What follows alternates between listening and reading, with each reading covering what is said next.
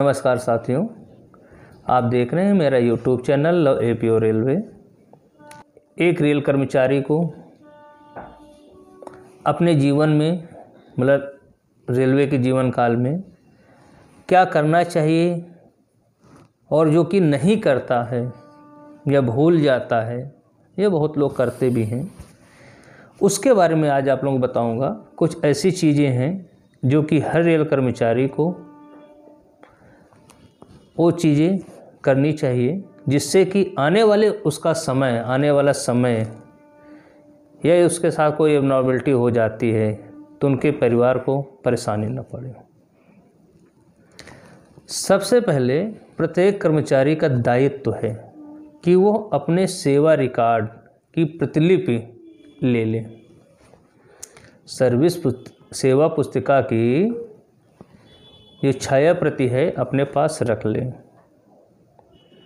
उसको मिलेगी, उसको ऐसा लगता कि नहीं मिलेगी, वो अपने वहाँ ऑफिस में जाए और एक एप्लीकेशन दे दे तो उसकी जो है सेवा पुस्तिका, उसकी छाया प्रति उसको मिल जाएगी। प्रत्येक रेल कर्मचारी को अपनी सेवा पुस्तिका या सेवा पंजिका और लीव रिकॉर्ड की छाया प्रति जरूर रखनी चाहिए, पहली बात। दूसरी बात है उसका अध्ययन करें कि उसकी डेट ऑफ बर्थ, उसका नेम, डेजिग्नेशन जिसमें भर्ती हुआ या उसके जो भी विवरण हो वो सही हो। यदि उसमें कोई कमी होती है तो उसको तुरंत सुधरवाइए। तीसरा है नॉमिनेशन उसका DCRJ का, PF का या जिसके भी नॉमिनेशन उसमें है, GIS के, पेंशन के, वो अपना नॉमिनेशन भरे और उसकी एक प्रति अपने पास सुरक्षित रखें। चौथी बात कि वो अपने परिवार का पूर्ण विवरण, ये पास PTO डिक्लेरेशन फॉर्म है, उसमें उनकी डेट ऑफ बर्थ, आधार या पैन, ये जो भी उनकी परिस्थिति जो है डॉक्यूमेंट्स, उसका स्पष्ट विवरण उसके आधार पे, उसका डेट ऑफ बर्थ, उसके नेम, उस सारी चीज़ें उसमें लिखें। पास PTO डिक्लेरेशन में, मेडिकल में या जहाँ भी उसके पास डॉक्यूमेंट्स जमा हों उसके कार्यालय में, रजिस्टर में, उसको ज़रूर लिखवाएं। इससे क्या होगा कि यदि किसी कारणवश से या कुछ ऐसी परिस्थिति हो जाती है या घटना घटती है कि कर्मचारी नहीं रहता है तो ये सारे दस्तावेज उसके बच्चों को नौकरी पाने में, सेटलमेंट पाने में बहुत मदद करेंगे। मतलब कुछ भी हो सकता है और कुछ भी नहीं हो सकता है, लेकिन जो नियम बने हैं या जो सब चीज़ें बताई जाती हैं हमेशा एबनॉर्मलिटी के लिए बताया जाता है। मतलब यही हुआ कि आप अपने परिवार का नाम परिवार रजिस्टर में, जो कि आपके ग्राम सभा के ग्राम प्रधान जी के पास, सचिव के पास होता है, वहाँ पर बच्चों का जो की मार्कशीट जो है या राशन कार्ड है, वहाँ पर जो कहने का मतलब ये हुआ कि आप अपने रेलवे के दस्तावेजों में उनकी नाम और उनकी जन्म तिथि सही जो भी दस्तावेज हैं आपके पास ऑथेंटिक, उसके आधार पर लिखवाएं। अपनी तरफ से नहीं कि 21 साल लिख दो, 22 साल लिख दो, ऐसा नहीं। क्योंकि कर्मचारी को पता होता है जब तक कर्मचारी रहता है तो कोई दिक्कत नहीं उसको। जिस दिन कर्मचारी नहीं रहता है तो यही दस्तावेज आपके बच्चों को ये सिद्ध करने के लिए काम आते हैं कि हम उन्हीं के बच्चे हैं। बहुत बार ऐसी आती परिस्थिति कि कर्मचारी के बच्चे को सब जानते हैं, पर जो उसके पास दस्तावेज होते हैं उसमें पिताजी का नाम कुछ होता है, बच्चे का नाम कुछ होता है, माता का नाम भी कुछ अलग हो गया। ऐसी परिस्थितियां मैंने देखी हैं।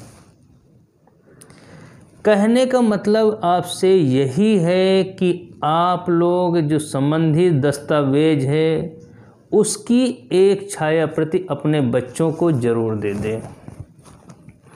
आई कार्ड बनवाएं और उसकी एक प्रति फ़ोटोकॉपी सत्यापित या ओरिजिनल जो भी है वो एक बच्चों के पास रखें।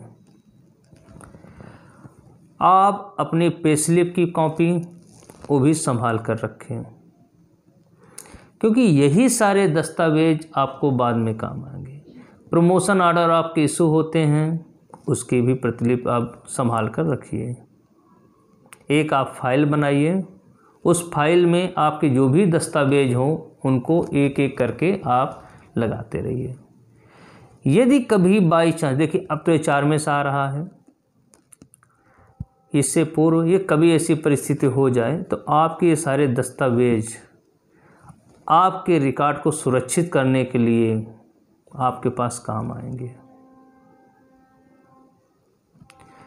HRMS में मैंने आपको बताया कि जो फैमिली का विवरण है, आप अपने सभी परिवार के सदस्यों का नाम, चाहे आपकी बेटी या बेटा शादीशुदा हो या पास ले रहे हो या ना ले रहे हो, आप पे डिपेंड हो या ना डिपेंड हो, आपके परिवार का सदस्य है तो उसका विवरण फैमिली टैब में या HRMS में ज़रूर फीड करवाएं। पास के लिए डिपेंडेंट है तो यस करिए, नहीं तो नो करिए। मेडिकल के लिए डिपेंडेंट है तो यस करिए, नहीं तो नो करिए। पर परिवार के सभी सदस्यों का नाम, पति पत्नी और बच्चे, आपके जितने भी बच्चे हों, 2 हों 4 हो, जो भी हों, ठीक है, शादीशुदा हो, विडो हो या तलाकशुदा हो, जो भी परिस्थिति हो, जैसी भी हो, कहने का मतलब आप स्पष्ट सबका वो करिए। ये आपके दस्तावेज, ये जो आपका रिकॉर्ड है कभी काम आएगा। फैमिली पेंशन के समय, रिटायरमेंट की कोई एबनॉर्मलिटी होती है उस समय, या कहीं कोई जांच होती है उस समय, ये सब काम आएंगे। आप जहाँ पर कार्यरत हैं वहाँ पर WLI या वेलफेयर इंस्पेक्टर आते होंगे। आप वेलफेयर इंस्पेक्टर से मिलिए और उसकी भी राय लीजिए, उनसे पूछिए कि हमें क्या करना है, क्या नहीं करना है। वो वेलफेयर इंस्पेक्टर आपको बहुत मदद करेंगे। वो आपको बताएंगे कि ये आपके जो दस्तावेज है आप इनको सुरक्षित रखिए, या ये आपके दस्तावेज या आपके सर्विस रिकॉर्ड में ये चीज़ नहीं है, आप उनसे पूछिए, वो आपको उपलब्ध करवाएंगे, वो बताएंगे आपको। अब HRMS हो गया है, HRMS आपकी सर्विस रिकॉर्ड अपलोड है, आप उसमें देखिए पूरा विवरण आपका HRMS में, आप उसमें देखिए। कोई कमी हो आप उसे तुरंत सही करवाइए। यदि इस बार आप सही नहीं करवा पा रहे हैं ESS के माध्यम से भी, तो फिर आपका रिकॉर्ड समझ लीजिए कोई नहीं सही करवा सकता है। कहने का मतलब ये है कि आप लीव रिकॉर्ड, सर्विस रिकॉर्ड, आप जो नॉमिनेशन फॉर्म है, आपके आई कार्ड है, PF स्लिप है, पे स्लिप है, ट्रांसफ़र आपके ऑफिस ऑर्डर हैं, ये सारे दस्तावेज़ों की छाया प्रति आप अपने पास अपनी पर्सनल फाइल पे रखिए और उनका अध्ययन करिए। नहीं समझ में आता है आप अपने सीनियर से पूछिए, ये सारे दस्तावेज आपके काम आएंगे। मेरा यही आपको सुझाव है कि आप अपने रिकॉर्ड का रखरखाव सही करिए।